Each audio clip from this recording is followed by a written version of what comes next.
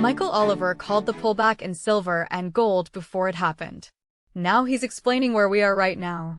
According to Michael Oliver, silver has already hit its low, or is very close to it, and the market is entering a period of sideways action and volatility over the next several weeks. This is not the end of the move. It's the reset before the next phase. Oliver's first point is simple. He believes the correction in silver is over or largely over. That does not mean silver immediately shoots higher. It means the downside phase has already done its job. Here is Michael Oliver on why he believes the correction phase is finished. And that pullback made a lot of sense, actually, where it went to, both on gold and silver. And lo and behold, that was the low so far that occurred Monday morning. The following, it was a day and a half collapse, really. It was the last day of last month and then the first day of this month. Dramatic to get there. Since then, we've gelled. We've had up and down action. And frankly, where the rally peaked so far this week, up above $90 in silver, made some sense too. And then we pull back from there. So we more or less set a structure, so to speak. One, we held a key long-term support level, actually an intermediate-term support level, 3-month average on silver, to the penny. Okay, we hit that on Monday. Oliver does not expect silver to move straight up the way it did before the crash. Instead, he expects an overall move higher, with price grinding, consolidating, and testing patience. But he highlights one key tell. If silver quickly moves back into the 90s, that is not a warning sign. That is confirmation. By March, Oliver expects silver to be challenging the highs again. If that happens, in his words, game on. Here is Michael Oliver explaining what kind of move higher he expects. What we're looking for now is some gelling action. No, I don't think we're going to go zapping back to the high within weeks. I think it may take more like much of February to work our way back up, to restabilize a lot of expectations as well, but to restabilize the market and generate some buy signals on the way back up based on short-term metrics. And those numbers are set. For instance, you don't want to, if you're a bear, you do not want to wander back up late this week and into next week into the upper 80s again on silver. We were up to over 90 the other day. So you don't want to go back up there again. If you do, then it's over. You're going back up, okay? And I think that's about to happen. But again, I don't think it's an explosion back to the high. I could be surprised. I think it's more like an arm wrestling match to get back up there, and probably by March, then you're challenging the highs again, and which game on again, in other words. Oliver says this setup is different from the run that preceded the crash. The correction forced out a large number of weak hand traders. And that matters. You don't want weak hands in the market when price is headed materially higher. You want them gone, so they only come back after conviction is clear.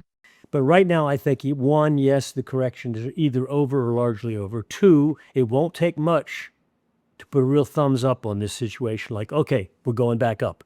I don't think the back up means rapidly. I think it could be arm wrestling. That's fine. But by March, if we have a stable February, which so far I think we're going to see, then by March you should be back at your highs. And at that point you go ballistic. Except this time you will have shaken out a ton of people and created massive amount of doubt, which is great. You shook out the weak hands. Yeah. And you want the doubt because when you get these kind of price surges, you don't want everybody on board from month 1 through 6. You want them to come on board in month 5 and 6. You follow me? Where everybody says, I got to be there, I got to be there. And they join in late. Oliver also believes the stock market is topping or very close to it. And silver does not move in isolation. He points to 3 forces driving silver higher.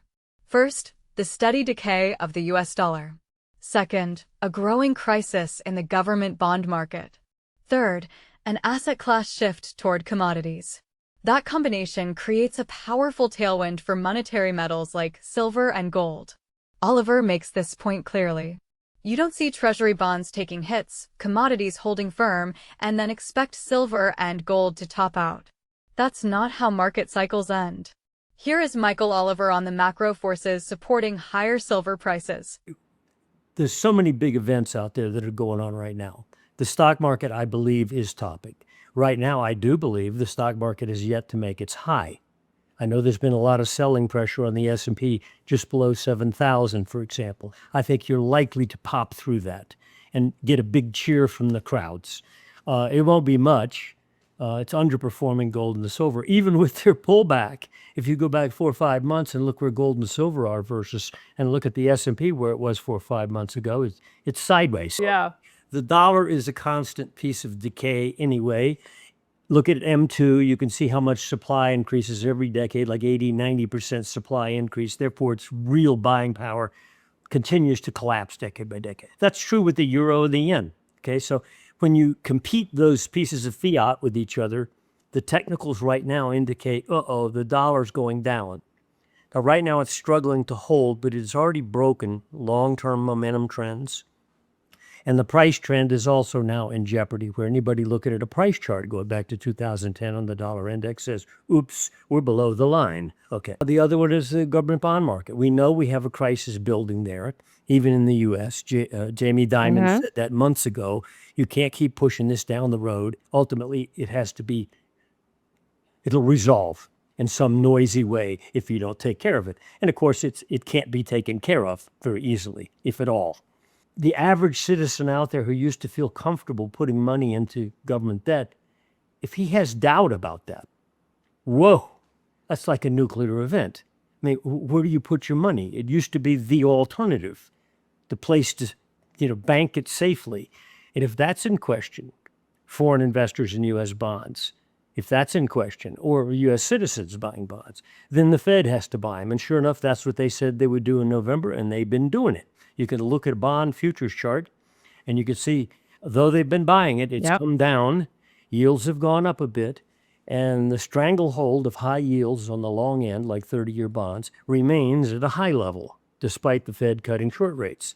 That's choking real estate, commercial real estate. It's probably also having pressure on some debt markets that banks hold.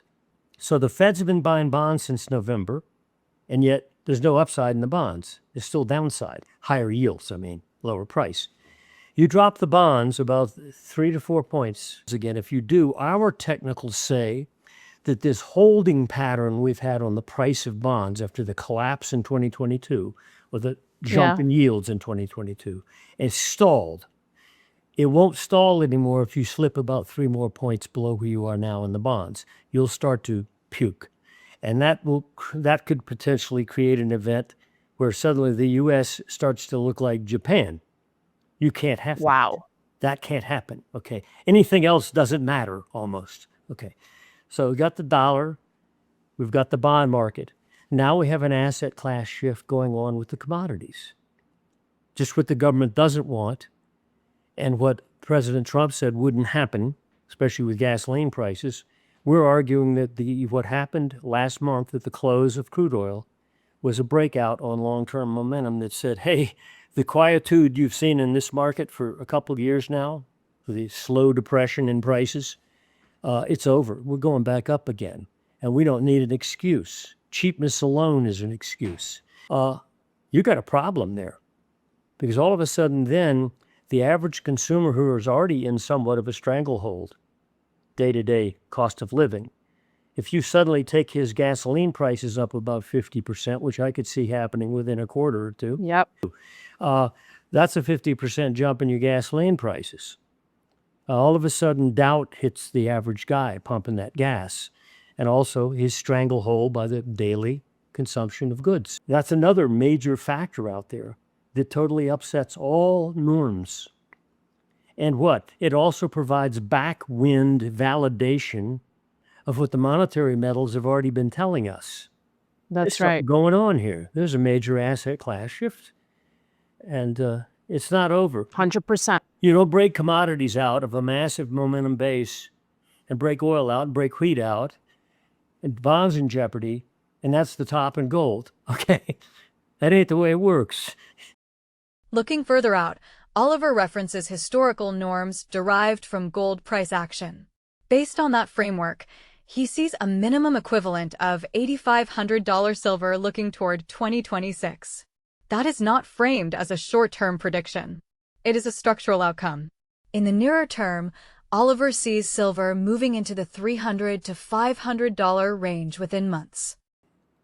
What's the ballpark on silver? Well, again, I think it's 300 to 500 this year. Right. And Okay. probably okay. much of that by summer. Gold, I don't have a specific target except to say that if you went to 8,500, big deal.